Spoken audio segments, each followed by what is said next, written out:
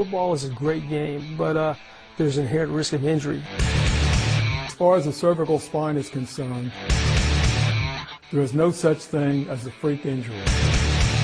You're trying to block a guy, you're trying to tackle a guy, he's moving.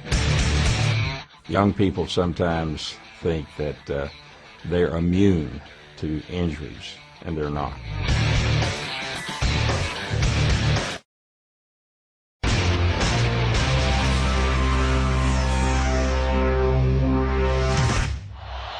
Play fake, Green. Reggie Brown. Popped by Junior Rose Green. He's down. The ball is out. They're calling this a fumble. They sure are. Reggie Brown is still down.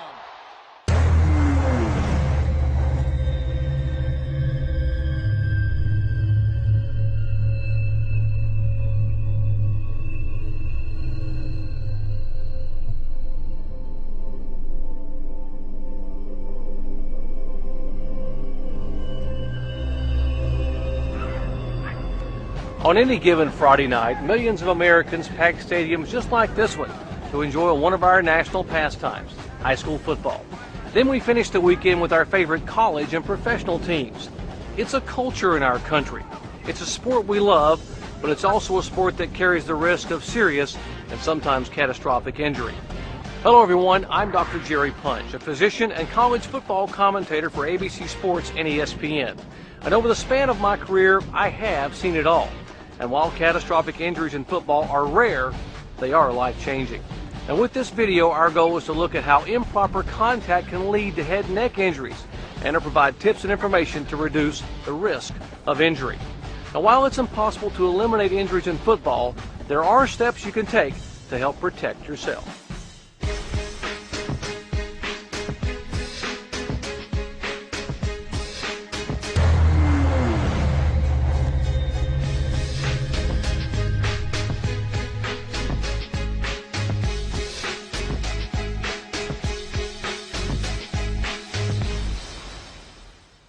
Axial loading is a mechanism responsible for cervical spine and spinal cord injury in football. When the head is up, the neck muscles absorb forces through controlled motion, protecting the spine.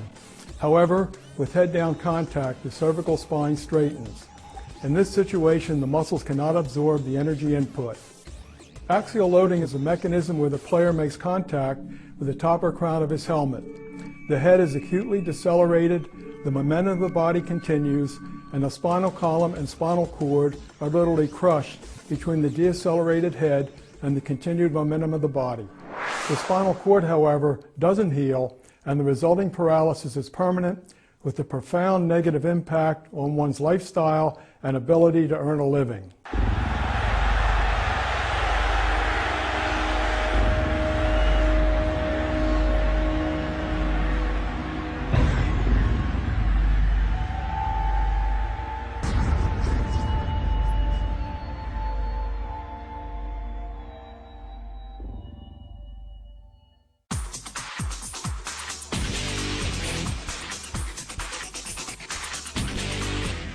The most common mechanism for catastrophic brain injuries in football is helmet-to-helmet collision. The player that's most at risk in a typical helmet-to-helmet contact is the player that doesn't see the hit coming. So if your eyes are on a ball to catch it and somebody lines you up and has their neck rigid and tense and you have your neck nice and loose and not in a shock absorber position, and you get drilled by this other individual, you're the one that almost always is going to have the head injury. And still on his feet to midfield, someone lost a helmet.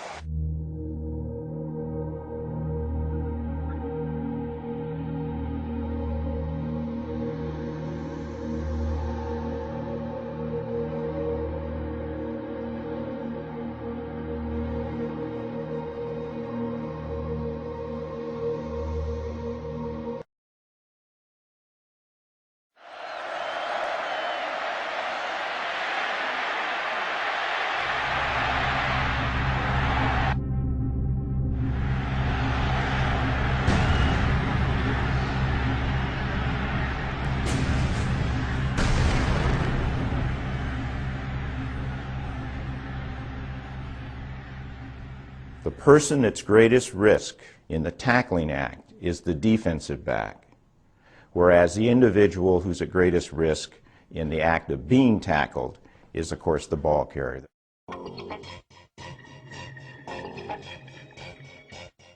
From 2002 to 2005, these injuries have increased from 6 to 9 to 12.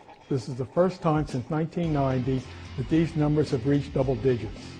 Well, we want players and coaches to realize that each incident of head-down contact is actually an exposure to catastrophic injury. Those most subject to these injuries are defensive backs.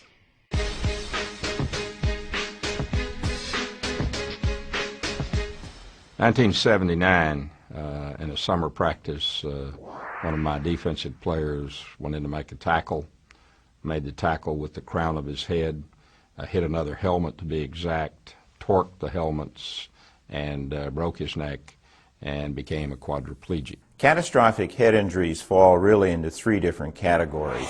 First, deaths due to brain injury. Secondly, a brain injury that leaves permanent neurologic deficit. And then the third category is a brain injury that has neurologic deficit for a period of time, perhaps weeks, months, but then eventually there's complete neurologic recovery. Obviously, using that helmet as a weapon, as a blow, spearing, it puts the recipient at risk. He can get hit with an object going at a high rate of speed and a great deal of force in one spot. Well, the chance for catastrophic head injury increases as the momentum, speed of the two individuals that are going to collide increases. The single play